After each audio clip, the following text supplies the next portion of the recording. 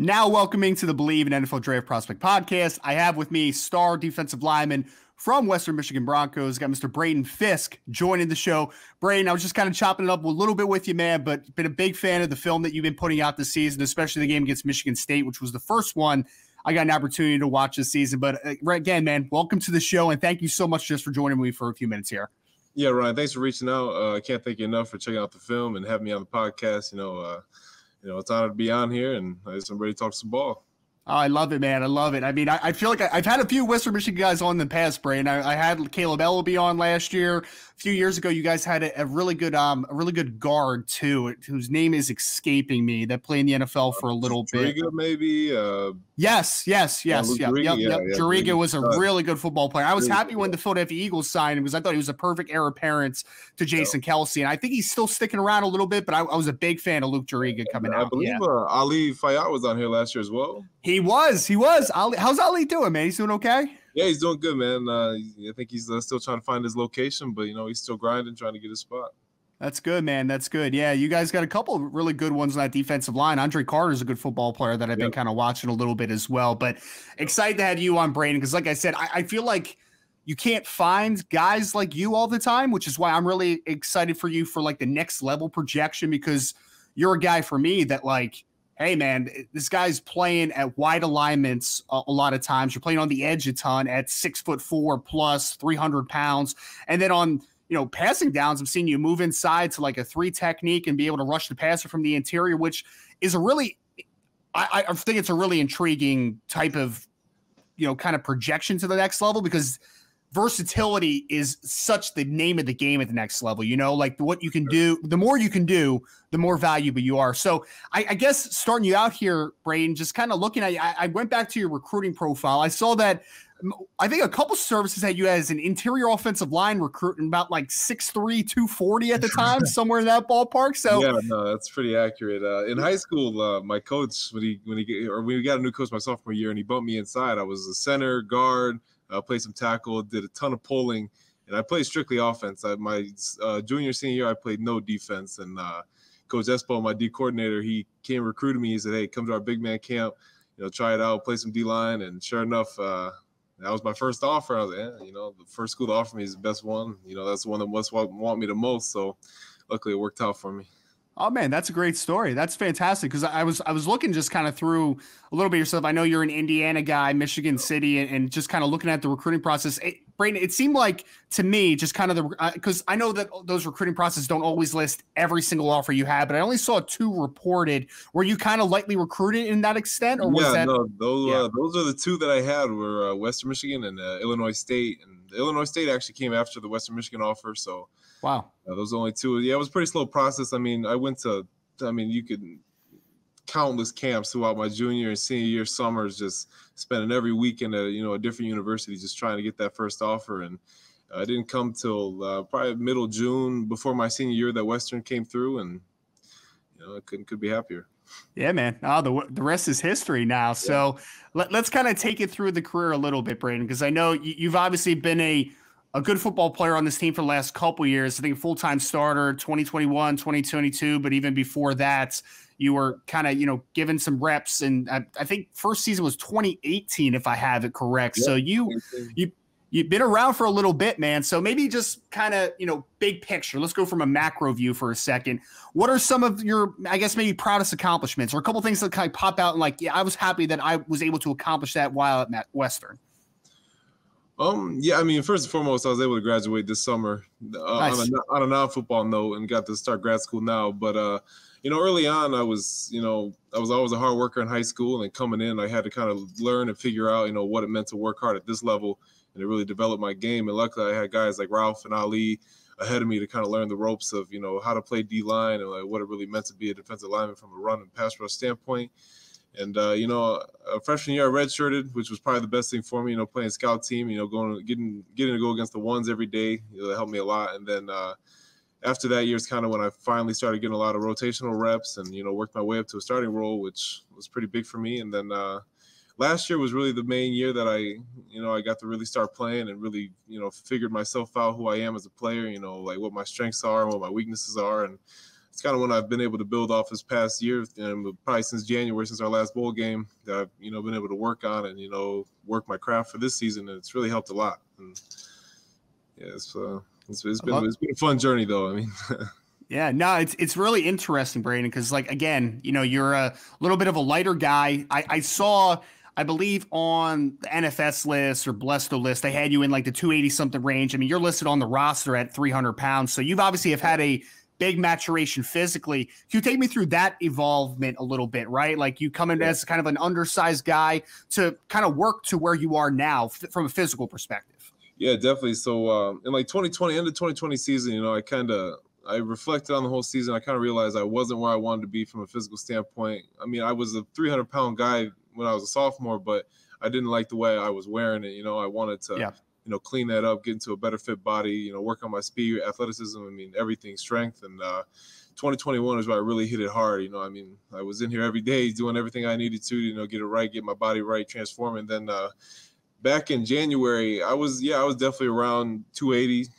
Maybe even floated under 280 a little bit, but since then, I put on the muscle mass I needed to. But I mean, that was 6, 7, 8 months ago now, and now I float around 290. I try to play about between 290, 295. That's the best weight for me right now.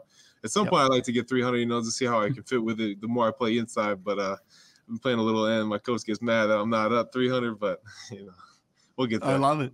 Oh, yeah, man, you'll definitely get there. And that, Braden, again, like the first game I watched against Michigan State, early on in that game, you made a stop playing edge on a jet sweep. I'm like, well, that's interesting. And then I realized, like, again, this kid's listed at 6'5", 300 pounds, and then I think it was like 2 reps later, you're working, I think, at a 3-tech, and you kind of have I think they completed the pass, but like you had a nice pressure on the play. So I'm just like, that's different, man. Like, that's pretty unique. I guess my biggest question for you, Braden, is like, for me, next level, you're a guy that I could say, hey, odd man front, even man front, like it doesn't really matter, right? Like I think you can kind of do a little bit of everything. Can you talk to me about just kind of your versatility, your ability to play different techniques, 3, 4, 4-eye, all the way out to wide alignments, like just the versatility you have from an alignment perspective? Yeah, and it was kind of weird because for the most part, I've always played interior. But a week before the Michigan State game, our DM went down, and I was like, I was really the main option. I was like, yeah, I mean, I can do it. I always knew the plays, but it's a different game out there when you're playing with different leverage, and there's a lot more space you're working with. Now your pass rush goes from 1 or 2 steps to the guard, now you're 3 to 4 steps to the tackle. Yep. So that was a big adjustment, but it's definitely taught me a lot just about the different versatility that I have in my own self that I realize, I can play inside. I can play a shade if I need to in different situations. I can bump out to a 3-tech and passing downs. And then, if they really need me in like a 3-man front, like an odd man front, like I can play the edge, which has been really cool so far, going against tackles and tight ends. I like playing the tight ends being at 290.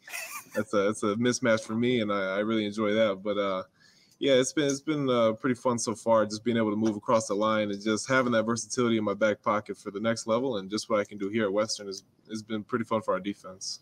Yeah, man. I mean, honestly, if I was a defensive coordinator on the next level, when I ran a lot of 3-man front stuff, I would just want to get you in a 5 or a 6 and just tell you to beat up tight ends all day. You know what I mean? Like just kill the down blocks, man. So again, I didn't know that you hadn't really played as much defensive end. To be honest, like I said, the Michigan State game was the game I popped on, and I'm like, oh, that's interesting, and you looked pretty natural out there. Like it didn't look like it was like foreign to you, in my opinion.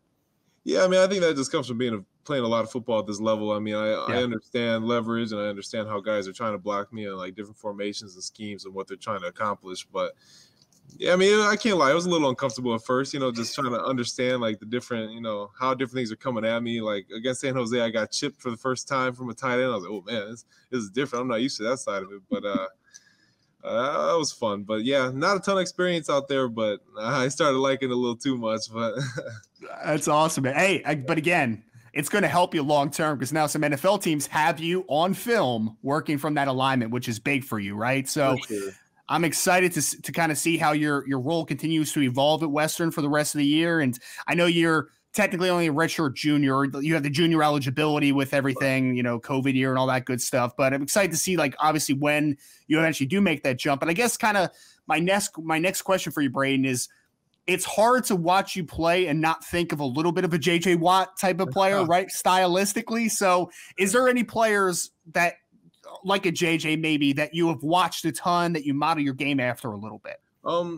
Yeah, I mean, I'd love to say J.J. Watt, but like realistically, like guys that I really like watching are like Matt Ioannidis and Derek Wolfe. Those are like two of my favorite. And then Zach Sealer that plays down for the Dolphins. Oh, he's a good player. Yeah, he played at Ferris State, and he's a really good player down there. I mean, his run game is right now second to none. And like those are the type of guys I like to watch. Just from a size standpoint, I can kind of relate to them similarly, like with their pass rush and how they attack the run game. So those are definitely the three guys I really watch. I mean, there's a ton of guys. I mean, the list goes on, but for top three, those for sure. I love that, man. I love that. I love that you named a couple guys that are great against the run too, and all of them have a little bit of inside-outside versatility. I feel like Zach does not get nearly enough credit, man. He is a very vital part of that Miami Dolphins team. You know, like he lets Christian Wilkins kind of be able to do the 3-tech stuff and move around and let the linebacker flow. Like he does a lot of great stuff. So I love that. I love that mention there.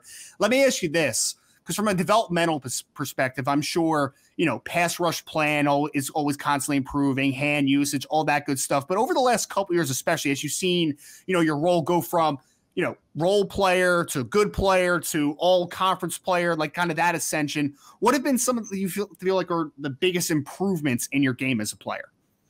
Definitely just understanding how to use my leverage and size as like an advantage, but and my speed. Like I think for my size, I mean, at least in my own opinion, I think my speed and, you know, athletic ability is something I've really developed. But yeah, from a pass rush standpoint, you know, definitely just attacking guys in different ways. You know, early on in my career, I still have the issue sometimes where I get too caught up and just want to go bull rush a guy and, you know, man him up. But definitely like working leverage, working at like half a man, coming back underneath sometimes, and just like understanding the flow of the line, where the man side of the protection is, where the zone side is. That's definitely helped me the most throughout my career. And from a run point standpoint, it's definitely taking on the double teams inside. That's been the biggest growth. I mean, especially when those tackles are coming down hard on you, got to know how to sink that hip and dip that shoulder, really just to avoid that and shrink your surface. So yeah, those have been the main points. But yeah, it's definitely been a journey. I mean, if you can go back from my years from 2018, 19, 20 and just see like the progression that I've made. And it's just, I've just tried to ascend upward my whole career, you know, get better each year and try to find different details I can get better at, and,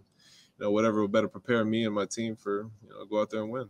Yeah. And one thing that I really like about the Western Michigan program, in my opinion, Braden, is like, I feel like they consistently have put out a lot of good football players into the NFL, and they don't really get the credit for it. You know, like I think of like Dwayne Eskridge and Sky Moore, obviously he's doing some great stuff for the Chiefs right now. I mentioned Caleb Ellaby that I've had on this show, Ali Fayed. Like there's a lot of good players that have kind of made the jump to the next level and done really well for the most part. So can you just talk about kind of, I guess, where the program is right now? I feel like it's in a good spot, and just kind of you continuing to help build this program to even higher heights as you keep going forward here.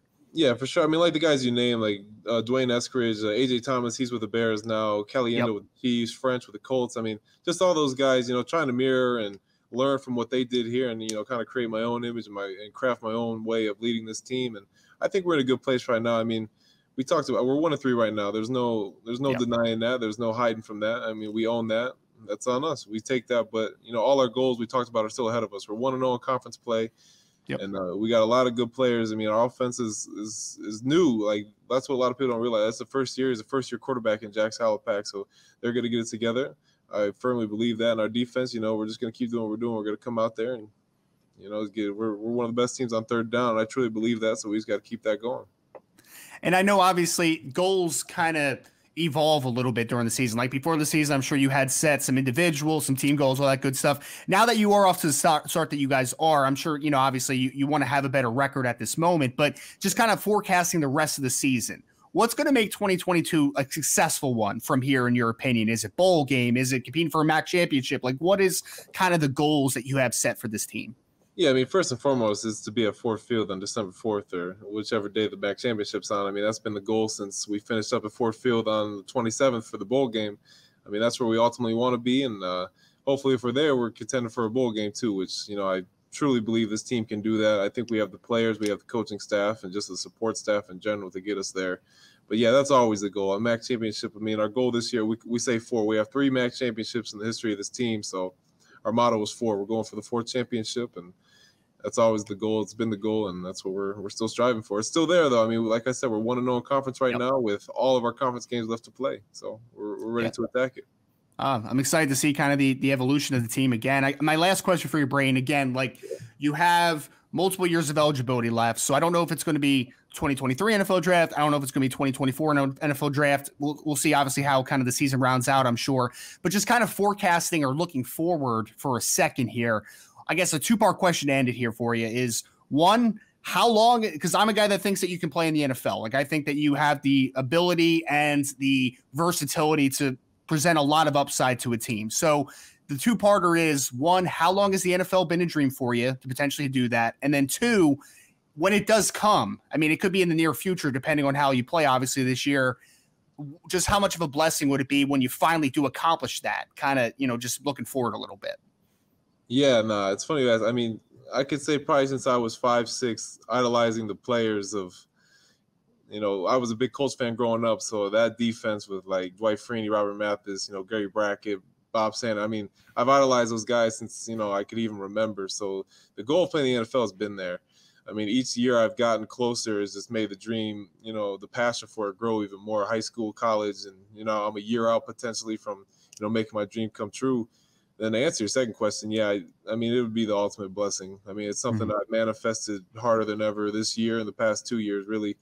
And, I don't know, I get chills thinking about, even getting the opportunity, even without even being drafted, just being able to get my own jersey, being a part of an NFL team is just something that I can't, even just for my family in general, just, what we've gone through and how hard my parents and the rest of my family have worked to get me where I am today. And, it's going to be a true testament to them and the hard work that they put in, along with myself and, everyone here at Western. Like it's been a group effort. Trust me, it takes a village to get this accomplished. And, I'm really grateful to everyone that's been here along the way, especially my roommates, Zaire and Nick. I mean, they've been huge in this process. They got the same goals as me, which I think is huge, has been huge in the development of me and my career. And, I think it's an upward trending right now, and I'm just trying to put together a great season here and finish strong, and I'll let the rest handle itself.